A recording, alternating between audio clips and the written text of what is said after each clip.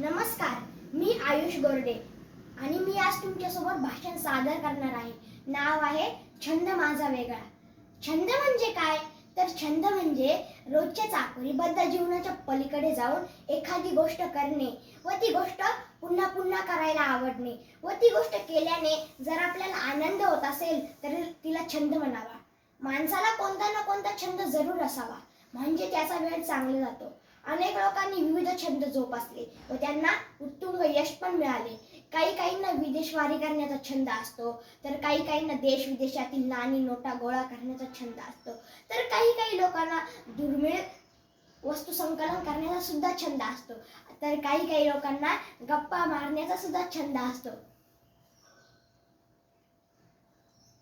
आपल्या छंदामुळे आपले जीवन कसे चांगले होईल हे महत्त्वाचे. म्हणून संत सांगतात, असा धरी छंद जाई तुटोनिया भवबंद. माझे बाबा सतत म्हणतात, वाचाल तर वाचाल, कारण वाचन थकलेल्या माणसाला नवीन ऊर्जा देते, परिस्थितीशी दोन हात करण्याची हिंमत देते. वाचनातून आपल्याला ज्ञान मिळते व यामुळेच आपल्याला वाचनाचा छंद लागला असावा.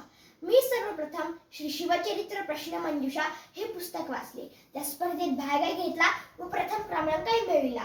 या घटनेपासून मला शिवरायांचा इतिहास जाणून घेण्याची उत्सुकता लागली व म्हणूनच मी छत्रपतींची पुस्तके वाचायला सुरुवात केली. व तेव्हा मला समजले की पुस्तक वाचल्याने मस्तक सुधारते आणि ज्याचे मस्तक सुधारले ते मस्तक विनाकारण कुणाचं म्हणणं मस्तक होत नाही. हा आपल्या महाराजांचा इतिहास आणि हाच इतिहास प्रत्यक्ष जाणून घेण्यासाठी मी माझ्या बाबांसोबत गड किल्ल्यांची सफर करू लागलो व इथेच जन्म घेतला छंद माझा वेगळा या संकल्पनेने. छंद माझा वेगळा, गड किल्ल्यांची सफर.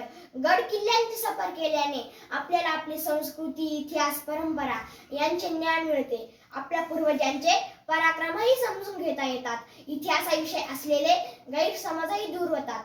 या छंदामुळे मला झालेले फायदे म्हणजे अनेक लोकांशी भेटायला व संवाद साधायला संधी मिळाली. माझे शरीर मजबूत व काटक बनले. मी धाडसी बनलो. मला माझी शारीरिक क्षमता समजली.